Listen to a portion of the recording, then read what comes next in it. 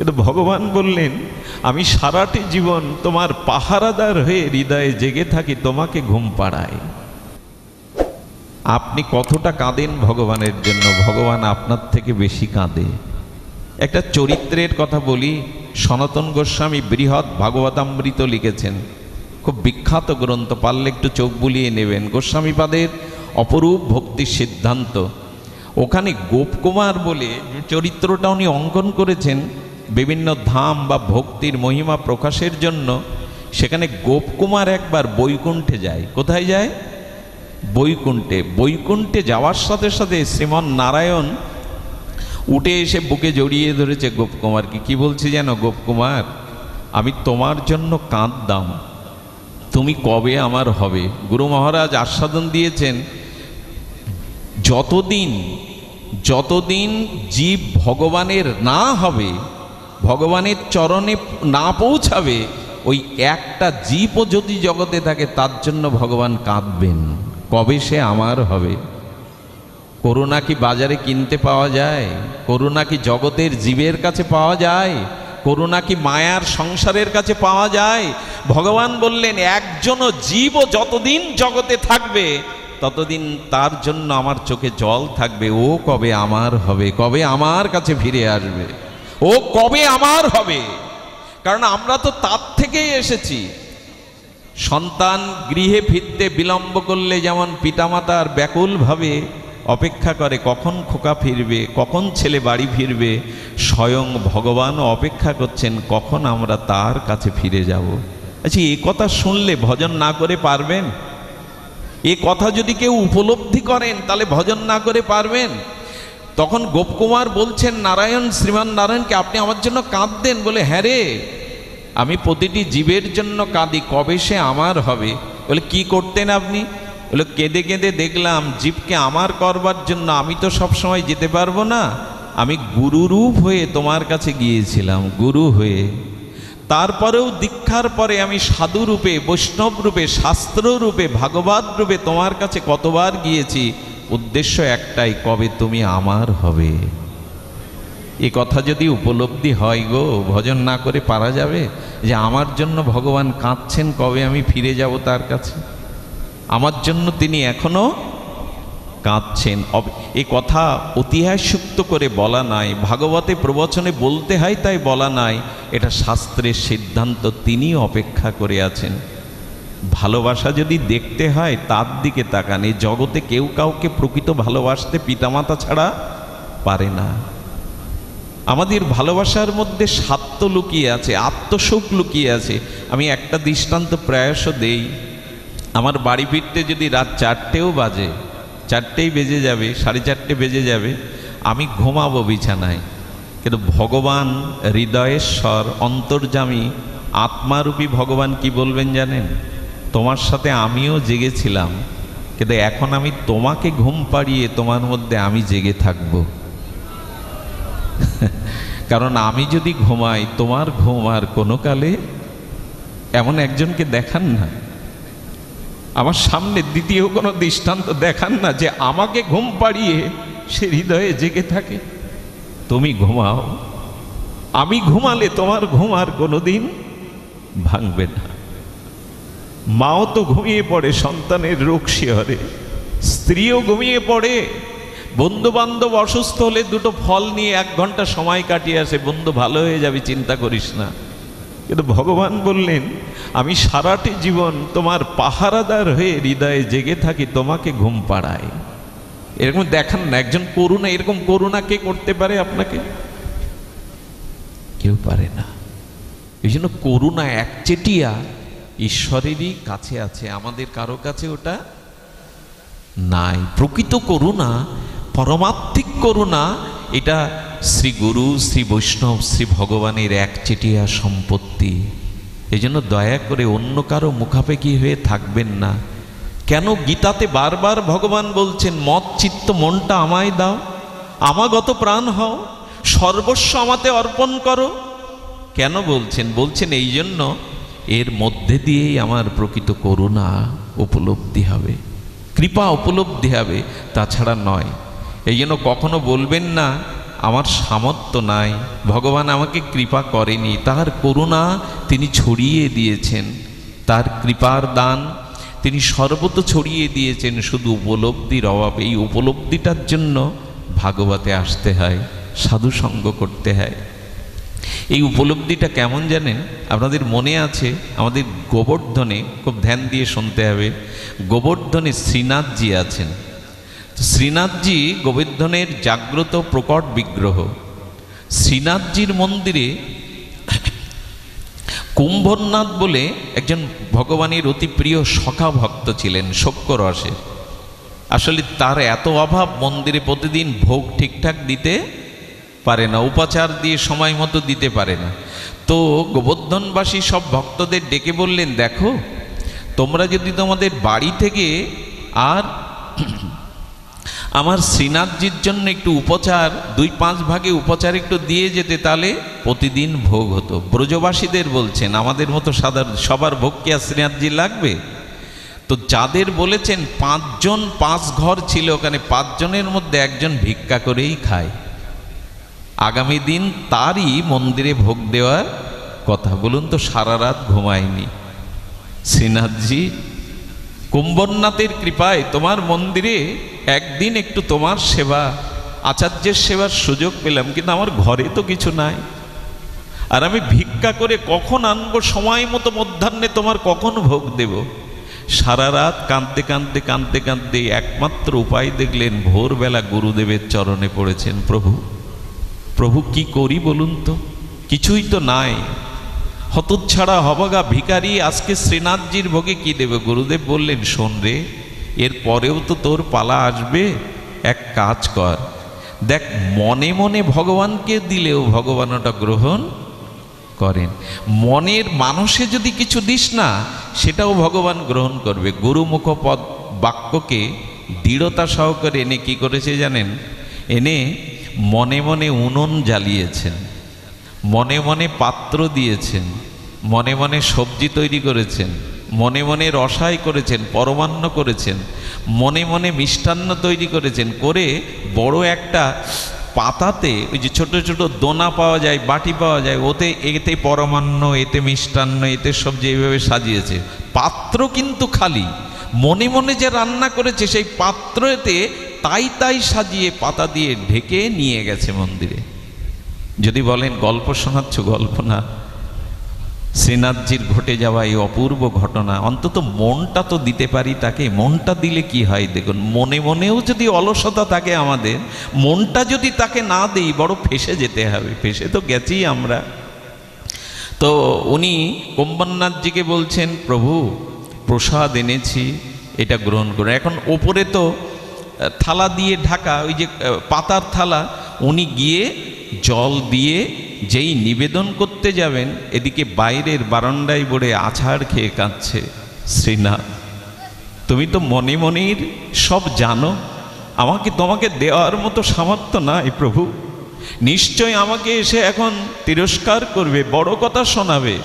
প্রভু মনে মনে যা পেয়েছি গুরুদেবের বাক্যে তোমাকে দিয়েছি, গ্রহণ করো। কি বলবো আপনাদের, পূজারী যেই তুলে নিবেদন করতে যাবে, ও যা যা মনে মনে দিয়েছিল পাত্রগুলো শ্রীনাথজি পূর্ণ করে নিয়েছে, সব প্রসাদগুলো পাত্রে পরিপূর্ণ হয়ে গেছে। এখানে একটা দিব্য গন্ধ আসছে। নিবেদন করার পরে যখন ঘণ্টা নাচছে, তখনও ভয় পাচ্ছে, কুম্ভনাথ এসে আমাকে বড় কথা বলবে, তিরস্কার করবে, কিছুই তো দিতে পারিনি, দিয়েছি তো মনের সব কিছু পাত্রে, শূন্য পাত্র। কুম্ভনাথজি বাইরে সেই প্রসাদ থেকে নিবেদন করার পরে কিছু প্রসাদ ওর হাতে নিয়ে দিয়ে বলছেন, আচ্ছা এই প্রসাদ কে করেছে রে? তুই করেছিস? মনে করছে ঠাট্টা করছেন আমার সাথে, কিছুই তো আনতে পারিনি, শূন্য। বলেন প্রভু কেন? বলেন দেখ, অনেক দিন তো ভোগ লাগাই, প্রসাদ হয়, কিন্তু আজকে যেন একটা চিন্ময় অপার্থিব আনন্দ পাচ্ছি ভগবানকে ভোগ লাগিয়ে। বলতো কে করেছিস? তুই করেছিস? বলেন ভোগের গন্ধ পাচ্ছেন মানে? বলেন তুই দেখ না, একটু চেয়ে দেখ। যেই পাতা উল্টো করেছে, দেখলো যা যা মনে মনে রান্না করে শূন্য পাত্রে রেখেছিল, সেই প্রসাদগুলোই ভরে গেছে পাত্রে, সেই পাত্রেই ভরে গেছে প্রসাদগুলো। আমার বলবার অভিপ্রায় হলো এই, আপনি বাইরে সময় না পেলেও, সময় পাওয়া উচিত যদি না পান, একটু মনে মনেও তাকে সেবা করুন, মনে মনেও তার লীলা চিন্তাগুলো করুন। মনটা যদি তাকে না দেন বড় ভুল হয়ে যাবে। যাকে মন জানেন, মনটাকে যাকে তাকে দিতে নেই, ব্যথা পেতে হয়, কষ্ট পেতে হয়, অভিশাপ পেতে হয়। এই জন্য ভগবান আগে ভাগেই চাইছেন মনটা আমায় দাও, তোমার মনে অন্তত অনুরাগটা তুমি আমায় দাও, আমায় দাও। মনে মনে চিন্তা করলে বাইরে ফল পাওয়া যায়, তার সব থেকে বড় দৃষ্টান্ত ফরিদপুরের মাটি। আমি এই মাটিতে আসবার আগে প্রণাম করি, কেন জানেন? বন্ধু সুন্দরের স্মৃতি বিজড়িত, অনেক মহাপুরুষের স্মৃতি বিজড়িত এই মাটি। মাটিটা তো আর নষ্ট হয়নি, মাটিটা মাটিই আছে। ব্রজের অনেক কিছু নিত্যলীলায় প্রবেশ করেছে, কিন্তু বৃন্দাবনের ধুলি আজ ধুলিই আছে, এটা নষ্ট হয়নি। শুনুন, মনে মনে চিন্তা করলে কি হয়। আমাদের বন্ধু সুন্দর, শ্রী শ্রী বন্ধু সুন্দর 14 বছর এক ঘরে বসে না রাধারানীর চরণ চিন্তা করতেন। কয় বছর? 14 বছর। এটা মুখের কথা? তো বন্ধু সুন্দর অন্তর্মনা হয়ে যখন ঠাকুরানীর প্রেমময়ী লাদিনী অধীশ্বরীর চরণ চিন্তা করতেন, 14 বছর চিন্তা করার এই অনুধ্যান করতে করতে কি হয়েছিল জানেন? ওই মন্দিরের পাশ দিয়ে, ওই ভজন কুটিরের পাশ দিয়ে যে কোনো ব্যক্তি গেলে এক চিন্ময় অপার দিব গন্ধ ভেসে আসতো, সে দাঁড়িয়ে পড়ত, এবং গন্ধটা তার নাসিকা দিয়ে ভেতরে গেলেই তার ভিতরে একটা ভাব দশা আসতো। গন্ধটা কোথা থেকে আসে? বললেন শুনুন, গন্ধবতী পৃথিবী, ফুলের মধ্যে যে গন্ধটা পায় এটা ফুলের না, এটা রাধারানীর চরণ থেকেই এসেছে। গন্ধবতী পৃথিবী ঠাকুরের চরণ থেকে এই সুগন্ধ এসেছে। তাই যে চরণে এত চিন্ময় গন্ধ, যারা ভগবানের চরণ চিন্তা মনে মনে করে তাদের গায়ের গন্ধটাও চিন্ময় হয়ে যায়। তাদের পাশ দিয়ে যারা যায় তাদের গায়ের বাতাসটা বড় মধুময় হয়ে যায়। ভজন এত পবিত্র জিনিস, ভগবানের চরণ চিন্তা এতটা শুদ্ধতা এনে দেয়। ওই চরণের, ওই যে চরণেই সর্বমঙ্গলময় আর মধুময় সুগন্ধ আছে। মধুবার্তা ঋতায়তে সিন্ধব মধু সিন্ধব, চারিদিকে মধু, কোথায় এই গন্ধ? সেই গন্ধের উৎস হলো ভগবানের চরণ। তাই চরণ চিন্তা যারা মনে মনে করে তাদের হৃদয় সুগন্ধ ভরবেই, তাদের হৃদয়ে পরমানন্দ আসবেই, তাদের হৃদয়ে আর ভক্তি সুগন্ধ বাতাবরণ বইবেই।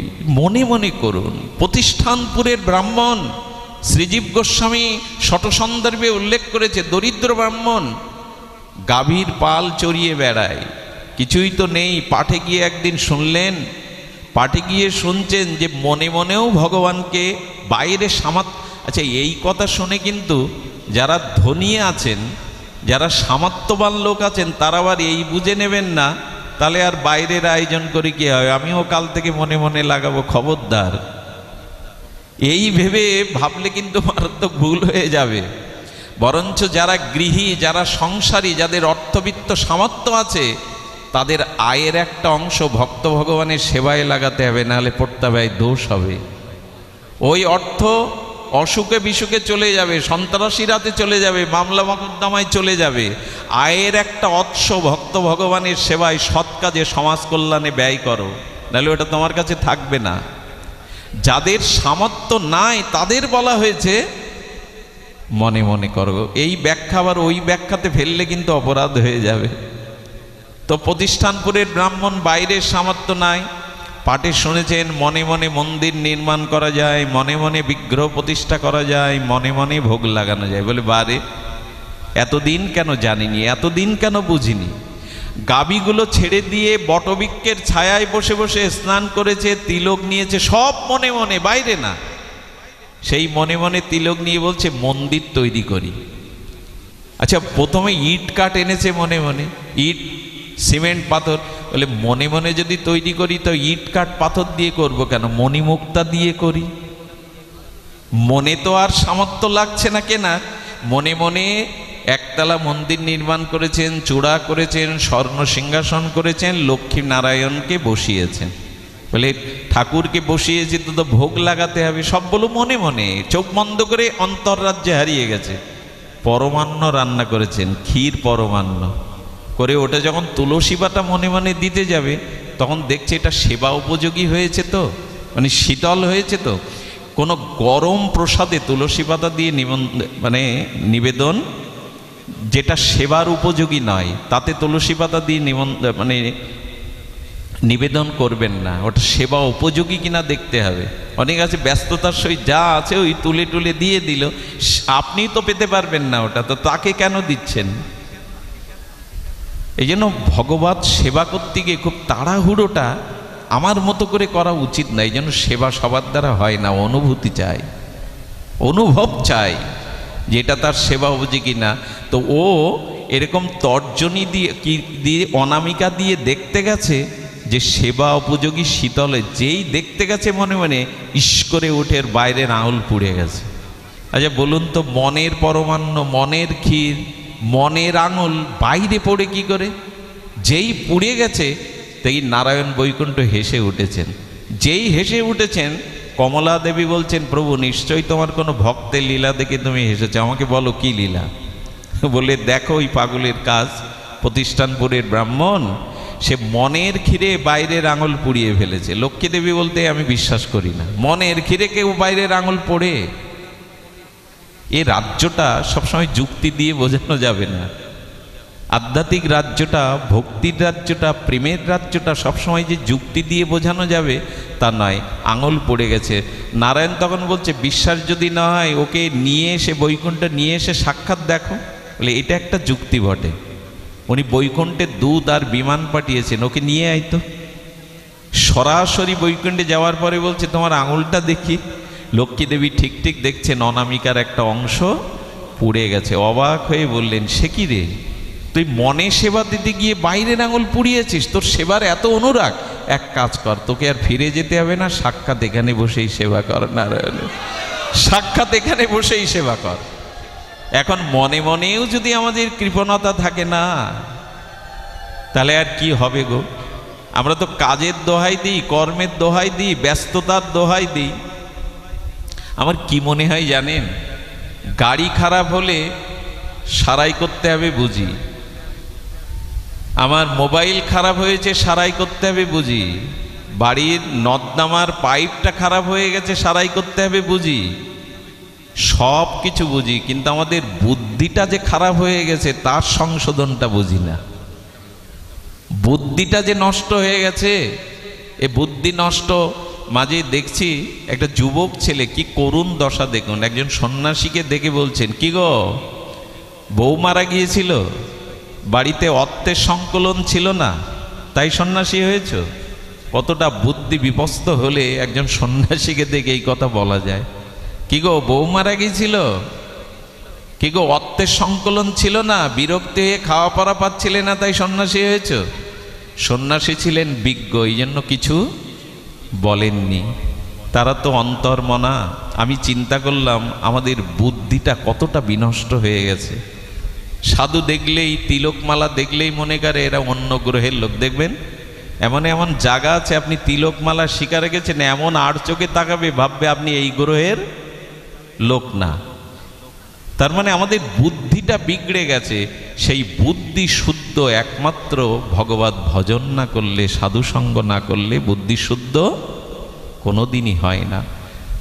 বিনু সৎসঙ্গ বিবেক না হই, বিবেক কখনো সাধুসঙ্গ ছাড়া হবে না। হরিকথা, সাধুসঙ্গ, ভগবত শ্রবণের মাধ্যমেই কেবল আমাদের চিকিৎসা হতে পারে বুদ্ধির। গীতা বুদ্ধির শাস্ত্র। দদামি বুদ্ধি যখন কথাটা কেন গোবিন্দ বলেছেন, যে বুদ্ধি তোমাকে দিলে তুমি অনায়াসে আমার কাছে আসতে পারবে, আমি তোমাকে সেই বুদ্ধি প্রদান করব। দদামি বুদ্ধি যোগম। এই জন্য সুবুদ্ধিটা আজ বড় দরকার। কূট বুদ্ধি এসে গেছে আমাদের, আর আমাদের কৃপণতাও বলি হারি গো। বহুদিন আগে বলেছি, বৃন্দাবন থেকে এসেছিলেন এক মহাত্মা। এখন সেই গ্রামের সব থেকে ধনী ব্যক্তি, অথচ সব থেকে কৃপণ সে। তো তাকে বলছেন, বাবা ওনাকে যদি একটু হরিনাম দিতে পারতেন, ওনার দ্বারা সমাজে অনেক কাজ হতো। অনেক ধনী, কিন্তু উনি ভজনশীল নন, কৃপণ, খুবই কৃপণ। তো একদিন গুরুদেব গেছেন ওর ওখানে, সেই গ্রামের সবাই বলছে ভক্তরা, বাবা যদি ওকে কৃপা করে। যেই গেছেন বাবা ওকে পরীক্ষা করে বলছেন ওং নম নারায়ণায় নম। ও চেয়ারে বসেছিল, সেট তো চেয়ার ঘুরিয়েছে, উনি বুঝলো এই মন্ত্রেরও মনোপুত না। যেই ফিরেছে বলে কৃষ্ণায় গোবিন্দায় নম, দেখছে আবার ঘুরিয়েছে, দেখছে রাম সীতার কিনা, বলে জয় সিয়ারাম, তখন বলছে জয় সিয়ারাম। ও বুঝলেন রাম ভক্ত, নারায়ণ বা কৃষ্ণ ভক্ত, ওর বুদ্ধি এই। বললেন বাবা আপনি যাই করতে আসেন, আপনাকে আমি বসতেও বলতে পারছি না, অভিনন্দন জানাতে পারছি না, কারণ আপনার কোনো কথায় আমার ডাল ভিজবে না। বুঝতে পেরেছেন তো? এরকম বুদ্ধির মানুষ আছে, সাধু বাড়ি গেলেও সাধু গেলেও এরকম বলে বসে, আপনার কথায় আমার ডাল। বাবা তো জ্ঞানী শুদ্ধ মহাত্মা, তিনি বলেছেন ভালো জল হলে ডাল ভিজবে। কিছু কিছু কথা আছে, কখন কোন কথা কাজে লেগে যায় জানবেন। একটা কথায় ঝগড়াও বাদে, একটা কথায় আবার মীমাংসাও, একটা কথায় কারোর জ্ঞানের দরজা খুলে যায়, আবার একটা কথায় কারোর ভিতরে অজ্ঞানতাও। কথা যে কখন তীরের মতো কাজ লাগবে, যেই বলেছে যেন তেন জল না, যে জল শুদ্ধ জল তাতেও ডাল গলবে, উঠে দাঁড়িয়েছে। বুঝতে পারছেন ইনি সাধারণ সাধু? উত্তরটা ঠিক পেয়েছেন তো? বললেন বাবা কিছু মনে নেবেন না, আমার বুদ্ধিটাই ব্যবসা করতে করতে টাকা রোজগার করতে করতে এই হয়ে গেছে, তো এখন আপনি বসুন, আপনি বসুন। বলে বসবো না বাবা, তোমার কানে একটু রাম মন্ত্রই দিয়ে যাব। আর তুমি তখন বলছে বাবা রাম মন্ত্র দিন, কিন্তু এই যে ঠাকুর ঘরে গিয়ে ভোগ রাগ সেবা লাগানো অর্চন এগুলো কিন্তু আমার দ্বারা। বাবা বলছেন আমি তোমাকে যে ভজন দেব তাতে তোমার আয়োজন কিছু করতে হবে না, টাকাও ব্যয় করতে হবে। তখন আগ্রহ বেড়ে গেছে, বলো বলুন বাবা, যদি টাকা ব্যয় না হয়, বাইরের বেশি সময় না ব্যয় হয়, আপনি বলুন আমি করব। তখন আগ্রহ বেড়ে গেছে। বলেন স্নান করবে, একটা ধুতি পরবে, 5 মিনিট সময় ঠাকুরের সামনে বসে মনে মনে যা ইচ্ছা রান্না করে তাকে দেবে। বললেন এই হলে হবে? বলে এটাই আমি রাজি আছি, পয়সা ব্যয় নেই, বেশি সময় ব্যয় না, 5-7 মিনিট। এরকম করতে করতে না ও 2-3 দিন করেছে। বাবা বলে দিয়েছিল যদি ভালো লাগে সময়টা বাড়িয়ে দিস। একদিন কি করেছে জানেন? গুরুদেবের বিশেষ কৃপা পেয়েছে তো, মহতের কৃপা পেয়েছে তো, কৃপা ছাড়া তো হয় না। সদ্গুরুর কৃপা, তার প্রসন্ন দৃষ্টি পড়েছে। ওই 1 বাটি পরমান্ন রান্না করে দিতে গিয়ে কি বলছে জানেন? 1 বাটি দেব, অর্ধেক কেটে রাখলে হতো না? দেখুন মানুষ, কৃপণতাটা বংশের দোষে আসে মানুষের। পিতার দোষে সন্তান মূর্খ হয়, আর মায়ের দোষে সন্তান দুঃখ পায় সংসারে, আর বংশের দোষে মানুষ কৃপণ হয়। কৃপণতাটা ওই জায়গায়ও পৌঁছে যায়, যার কৃপণ দোষ আছে তার ভজনেও কৃপণতা পৌঁছে যায়। ওরও গেছে, মনে মনে বলছে অর্ধেক কেটে রাখলে হতো না। যেই কাটতে গেছে কি বলবো, সদ্গুরুর ভগবান প্রকট হয়ে গেছে। তোর কি এসে যায়, হ্যাঁ মনে মনে দিচ্ছিস তবু তোর কি এসে যায়, বাইরে প্রকট হয়ে গেছে। ভগবান তুমি প্রকট হয়ে গেছো, হাত ধরে বলছেন কাটবি কেন, তোর কি আসে যায়, এ বস্তু কি তোর? বিশ্বাস করুন এরপরে তার জীবন বদলে গেল। সহায় সম্পত্তি সবকিছু ভগবানের নামে লিখে এসে ব্রজবাসী হয়ে গেছিল।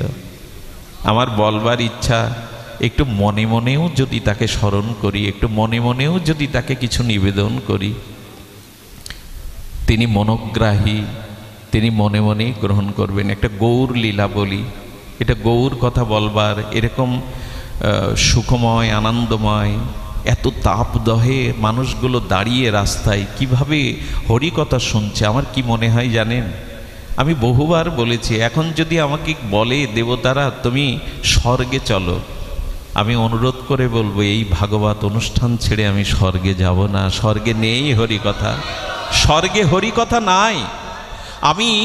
আমি খুব দৃঢ়স্বরে বলতে পারি, এই সময়টুকু যদি আপনাকে স্বর্গেও নেওয়া হয়, আপনি এই আনন্দ, কারণ স্বর্গে হরিকথা নাই, সাধুসঙ্গ নাই। স্বর্গ তুলায়াং লাভে না পিনা স্বর্গাং না পুনর্ভবাম ভগবত সঙ্গী সংঘর্ষ মত্ত নাম কিমতা শিষা। ভাগবত বললেন সামান্য সময়ও যদি নিষ্কিঞ্চন শুদ্ধ সাধুর সঙ্গ হয়, হরিকথা হয়, তবে সেটা স্বর্গপ্রাপ্তি মোক্ষপ্রাপ্তির থেকে মহান। সামান্য সময়ও যদি সাধু সঙ্গ হয়, স্বর্গপ্রাপ্তি মোক্ষপ্রাপ্তিও এর কাছে প্রাপ্তি নয়, কারণ বৈকুণ্ঠেও হরিকথা নাই, হরি আছে, হরির চরণ আছে, সাধু সঙ্গ নাই। এই জন্য এই পার্থিব পৃথিবীতে একমাত্র ভাগবত সঙ্গ হরিকথাই হলো আমাদের সবথেকে নিরাপদ, সবথেকে আনন্দময় স্থান। এখানে না থাকে সংসারের জ্বালা, এখানে না থাকে সংসারের মাথায় কোনো বোঝা, এখানে না থাকে নারী পুরুষের প্রতি বিকার আকর্ষণ, এখানে না থাকে কোনো সাংসারিক চিন্তা, এখানে মাথা থেকে ভার নেমে যায়, হৃদয় শীতল হয়ে ওঠে। ভগবত অমৃত বর্ষণে তব কথামৃতমের দ্বারা চিত্ত প্রশান্ত পাই, চিত্ত স্বর্গ মোক্ষ থেকে আনন্দ পাই। তাই যখনই সময় পাবেন সাধু সঙ্গ হরিকথা শ্রবণ করবেন, যখনই সময় জীবনে পাবেন সাধু সঙ্গে হরিকথা শ্রবণ করবেন। আর এটি আমাদের এই বঙ্গের এই মাটির একটি গুণ। এখানে এক মুহূর্তেও যদি সাধু সঙ্গে একটু ভগবানকে নিবেদন করা যায়, একবার হা গৌর বলা যায়, হা নিতাই, হা কৃষ্ণ, তিনি মায়া বন্ধ হতে তার পার করবেন। চৈতন্য চরিতামৃতের পয়রে বলা আছে, কৃষ্ণ তোমার হলাম যদি বলে একবার, কেউ যদি মন প্রাণ খুলে বলে কৃষ্ণ তোমার হলাম, মায়াবদ্ধ হতে কৃষ্ণ তারে করেন পার। একবার যদি হৃদয় থেকে বলা যায়, এই জন্য মনে মনে তাকে ভালোবাসেন। শোনেন, আপনাদের প্রদ্যুম্ন ব্রহ্মচারীর কথা মনে হয়, নৃসিংহানন্দ ব্রহ্মচারী, ইনি নৃসিংহদেবের উপাসক ছিলেন। মহাপ্রভুর কিছু ভক্তরা সংকীর্তন করতেন, কিছু ভক্তরা সেবা করতেন, কিছু ভক্তরা মুনির মতো মনে মনে মহাপ্রভুকে আনন্দ দিতেন। শুনুন সেই মার্মিক ঘটনা, লীলাটি আমার বড় হৃদয়ে স্পর্শ করে, নিশ্চয় আপনাদেরও স্পর্শ করবে। তো সেই প্রদ্যুম্ন ব্রহ্মচারী, নৃসিংহানন্দ ব্রহ্মচারী নাম ছিল। তো উনি কি করেছেন, মনে মনে একদিন বাইরে শুনতে পেলেন গৌর হরি বৃন্দাবনে যাবে। কোথায় যাবে মহাপ্রভু? ব্রজে যাবে। উনি বললেন, প্রভু তোমার চরণে লক্ষ্মী দেবী হাত দিতে গিয়েও তার হাত কাঁপে, কারণ লক্ষ্মী দেবী একে তো কোমল, তারপরে তার হাত আরও কমল, কিন্তু তোমার চরণ এত কমল যে লক্ষ্মী দেবীরও হাত কাঁপে। সেই চরণে তুমি পাদুকা পরো না প্রভু, তুমি খালি পায়ে ব্রজের পথে যেতে গিয়ে কাকর ফুটবে, কাটা ফুটবে, আমি তো সহ্য করতে পারবো না। এই দেখুন ধ্যান কাকে বলে, ভগবানের সুখ দেওয়া কাকে বলে। ভজন মানে আর কিছু নয়, ভজন মানে ভগবানকে আনন্দ দেওয়া, সুখ দেওয়া, এটাই তো ভজন। নিজ সুখের চেষ্টাকে ভজন বলে না, ভগবান বা প্রিয় পরমের সুখ দেওয়াকেই বলে ভজন।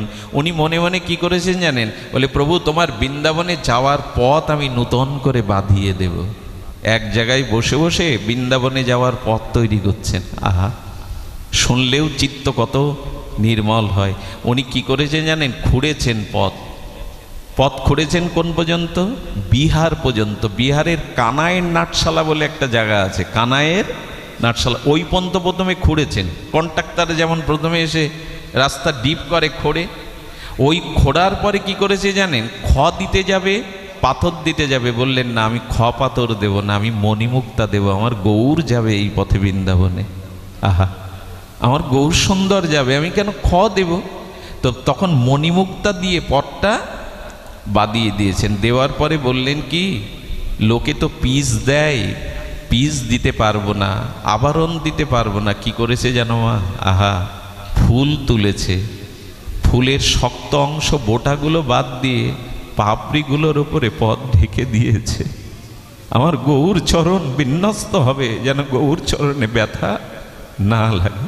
মনে মনে বসে বসে ফুল বিছিয়ে দিয়েছে, তারপরেও তার মন সন্তুষ্ট হচ্ছে না। বললেন আচ্ছা প্রভু তো যাবে, আমি তো ফুল বিছিয়ে দিলাম, চরণে না হয় তাপ বা ব্যথা লাগবে না, কিন্তু সূর্যের কিরণ তো লাগবে প্রভুর অঙ্গে।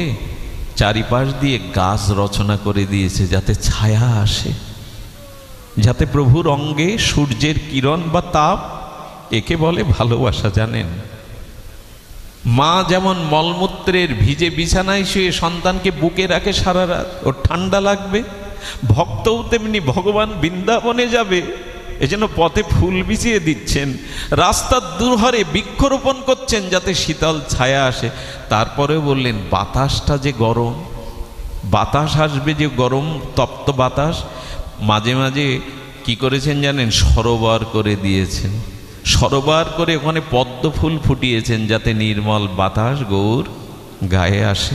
আর কি করেছে জানেন, আর পাখিগুলোকে কলকাকলির দ্বারা যাতে প্রভুর কর্ণে সুর যায়, ব্যঞ্জনা যায়, পাখিগুলোকে বসিয়েছে বিক্ষে যে তোরা কলকুঞ্জন করে প্রভুর কর্ণকে আনন্দ দিবি। আচ্ছা, আপনাদের কি মনে হয় যে পথ রচনা করলেন ওই পথ দিয়ে প্রভু যাবে, না জগতের ভৌগোলিক পথ দিয়ে প্রভুকে যেতে হবে? কোন পথ দিয়ে? ও তো মনের পথ, কিন্তু প্রভুকে বৃন্দাবনে যেতে গিয়ে তো বাইরের ভৌগোলিক যে পথরেখা আছে এই পথ দিয়ে যেতে হবে। কিন্তু না, কবিরাজ কৃষ্ণ গোস্বামী লিখেছেন, যেদিন মহাপ্রভু ব্রজের উদ্দেশ্যে পা বাড়ায় না, সেদিন পাটা দিতে গিয়ে পাটা থেমে গেছে, মনে মনে চোখটা মুদ্রিত করে বলছেন, প্রদ্যুম্ন আমি তোমার তৈরি করা পথেই পা দিয়েছি, এই দেখো তুমি মনে মনে যে পথ রচনা করেছ, আমি তোমার তৈরি কথা সেই ফুলময় বিছানাময় পথেই মহাপ্রভু ধীরে ধীরে পা দিচ্ছেন, বিন্যস্ত করছেন। প্রভু বৃক্ষের ছায়া উপলব্ধি করছেন, সরোবর উপলব্ধি করছেন, আর বললেন আমি তোমার পথেই যাচ্ছি। এর সব থেকে বড় মান কি জানেন, যে ওই পথে গেলেন, তার সব থেকে প্রমাণ শুনুন। সব থেকে বড় প্রমাণ, মহাপ্রভু কানায়ের নাটশালা যে পর্যন্ত পথ করেছিলেন ওখানে গিয়ে থেমে গেলেন। বিজ্ঞ সনাতন গোস্বামী বললেন, প্রভু তোমার পেছনে লক্ষ কোটি লোক, যার পেছনে লোক হয় লক্ষ কোটি, বৃন্দাবনে নহে তার পরিপাটি। প্রভু হইচই করে বৃন্দাবনে যাওয়া যায় না, বৃন্দাবনে একাকী যেতে হয়, দুই একজনকে নিয়ে যেতে হয়। মহাপ্রভু বললেন, সনাতন তুমি বিজ্ঞ শিরোমণি। সেইখান থেকে মহাপ্রভু ফিরে এলেন। কেন জানেন, ভক্ত ভক্তির দ্বারা যে পর্যন্ত পদ রচনা করে ভগবান সেই পদ বেয়েই যেতে পারে, তার বেশি তিনি যেতে পারেন না। বৃন্দাবনে সেইভাবে যাওয়া হয়নি তার, এই জন্য মনে মনে একটু ভগবানকে ভালোবাসুন, সেবা করুন, মনের মানসে তাকে চিন্তায় আনুন। মনের মানস চিন্তনটা আমাদের রাগ ভক্তির অন্যতম। এই জন্য ঠাকুরমশাই বলেছেন, সাধন শরণ লীলা ইহাতে না করো হেলা, কাই মনে করিয়া সুসর। ঠাকুর নরোত্তম বলছেন যে মনে মনে সেই ব্রজলীলা নিকুঞ্জ লীলা স্মরণ করো মনে মনে। আর যিনি বলছেন তিনিও করেছিলেন।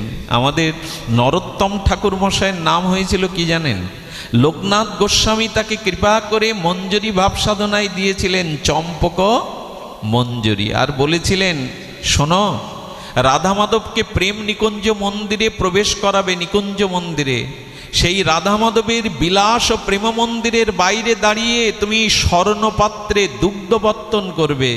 সেই দুগ্ধটা ঘন হলে, সার হলে, আর স্বাদযুক্ত হলে তুমি দুটো স্বর্ণ গ্লাসে যখন প্রেম মন্দির থেকে শ্রান্ত হয়ে যুগল বেরোবে, তখন এই 2 গ্লাস দুগ্ধ তাদের সেবা দিও। এটা মনে মনে দিলেন। আহারে, মনে মনে ঠাকুরমশাইকে এই সেবা দিলেন। ঠাকুরমশাই মন্দির নির্মাণ করেছেন। ঠাকুরমশাই কি করেছেন, নিকুঞ্জ মন্দির সাজিয়েছেন, অষ্টসখী সহ আর মঞ্জুরিগণ সহ নিকুঞ্জ প্রেম মন্দিরে যুগলকে বসিয়েছেন সিংহাসনে।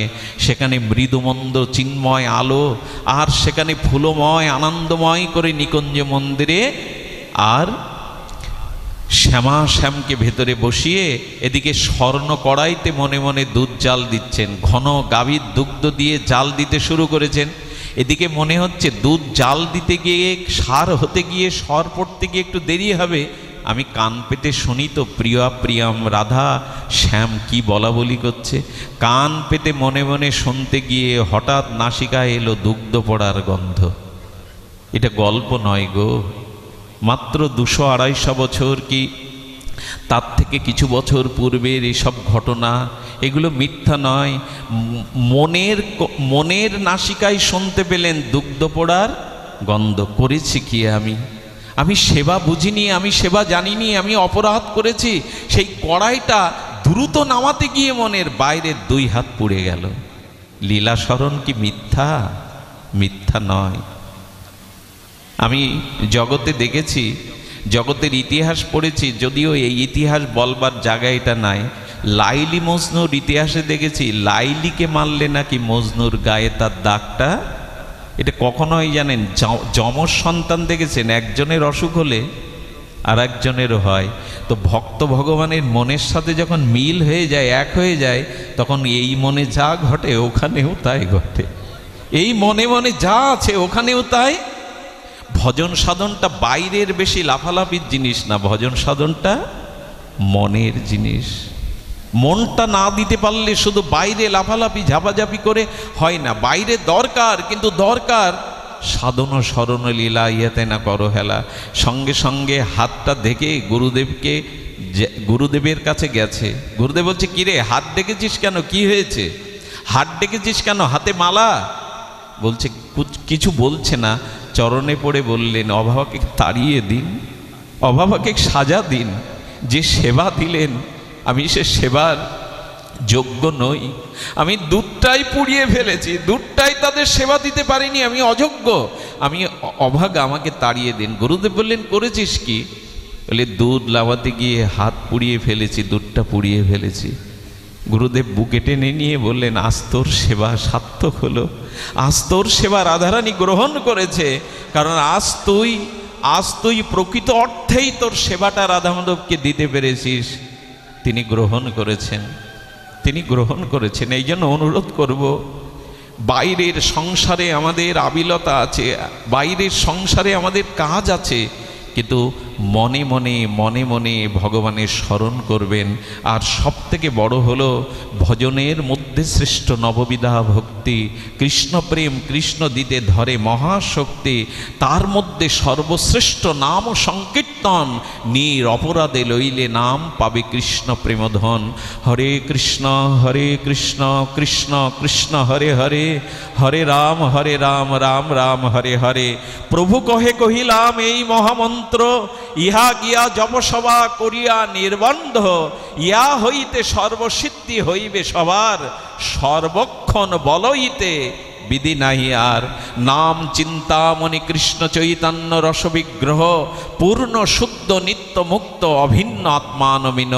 একটা অনুরোধ করব, মনটাকে ভগবানের লীলায় ফেলে রাখুন, আর জিহ্বাটাকে মৃদুমন্দ ভগবানের নামের সাথে যুক্ত করে দিন। এই মন এবং স্মরণ এবং কীর্তন, লীলা স্মরণ এবং জিহ্বায় ভগবানের দিব্য নাম উচ্চারণ, এই দুটি জিনিস যদি সংকলিত হয়, যদি আপনার অভ্যাসে হয়, তাহলে জানবেন আর পুনর্জন্ম প্রয়োজন হবে না, এই জন্মেই তিনি চরণে নিয়ে নেবেন, এই জন্মেই তিনি চরণে নিয়ে নেবেন, যদি জিহ্বাটাকে কাজে লাগাতে পারেন। আর এই সুখদেব গোস্বামী বললেন কলিহত জীবের অল্প আয়ু, মূঢ় মস্তিষ্ক, এদের সামর্থ্য কম, এদের দুটি জিনিস করলেই কৃষ্ণ কৃপা পাবে। জিভটা নাড়াতে হবে আর কানটা খাড়া করতে হবে, কান খাড়া করে সাধুমুখে হরি কথা শুনতে হবে, আর জিভটা হরি নামে নাড়াতে হবে। এটাও যদি আমরা না করি উপায় কি বলুন তো? এটুকুও যদি অলসতা থাকে আমাদের উপায় কি? তাই সর্বশেষ এই নিবেদন করে যাব যে না, নাম নিন, ভগবানের কথা, লীলা কথা হৃদয়ে স্মরণ করুন। সিংপাড়ার সার্বজনীন এই যে সংকীর্তন সেবক বৃন্দের দ্বারা আজকের যেই ভাগবত যজ্ঞ, এটার পূর্ণতা পাক। আগামী যে নাম যজ্ঞ, আপনাদের মঙ্গলময় উপস্থিতি সকলের প্রার্থনা করে, যজ্ঞের দ্বারা জগৎজীবের হিত বা কল্যাণ হোক এই প্রার্থনা করে, সবার শান্তিময় আনন্দময় ভজনময় জীবন প্রার্থনা করে একটা অনুরোধ করে যাব। সেই অনুরোধটা হলো আপনাদের চরণধূলিটা বাতাসে উড়িয়ে আমার মস্তকে দেবেন, যাতে আপনাদের মতো হরিকথা শ্রবণের সৌভাগ্যটা হয়। একটা নিমন্ত্রণ আপনাদের জানাই, আমি সবসময় এটা করি না বা এটা বলি না, আমার স্বভাব বিরুদ্ধ। আপনারা ভাগবতে এলে ভাগবতে একটা প্রণামী দিতে হয়। প্রণামীটা আজ আমি চাইব না, আমি চাইও না কোনো দিন, এটা মন্দিরে ব্যয় হয়। আমাদের জন্মস্থানে 250 বছরের পুরাতন মন্দির আছে, ওখানে ধনঞ্জয় এসেছে, অরুণদাও এসেছে, অধিবাস আছে, 16 প্রহর নামযজ্ঞ আছে। আপনাদের নিমন্ত্রণটা আপনাদের হাতে সকলের হয়তো পৌঁছে দিতে পারবে না কিছু। এই 16 তারিখ থেকে আগামী পরশু 16ই বৈশাখ শুভ অধিবাসাদি ভাগবত পাঠ। আপনারা যদি কিছু বৈষ্ণব সেবা বা ভগবান সেবার জন্য দিতে চান ওদের হাতে দিতে পারেন, এটা আমাদের নয়, ব্যক্তিগত নয়, এটা ভক্ত সেবার জন্য। অরুণ দাবা আপনাদের কাছে যাচ্ছেন, পারলে ওদের কিছু ভিক্ষা বৈষ্ণব সেবায় দিয়ে দেন। আজকের সবার মঙ্গল কামনা করে এখানে এই হরিকথার পূর্ণ বিশ্রাম। শ্রী গুরু প্রেমানন্দে গৌর হরিবল। একটি নিমন্ত্রণ, 21শে জ্যৈষ্ঠ বাংলা 4 জুন রোজ মঙ্গলবার আরকান্দি মধুকালীতে ভাগবত আছে। 21শে জ্যৈষ্ঠ বাংলা 4 জুন মঙ্গলবার আরকান্দি মধুকালীতে এই অধমের আসবার কথা আছে। আপনাদের নিমন্ত্রণ। জয় রাধে, জয় নিতাই গৌর হরিবল।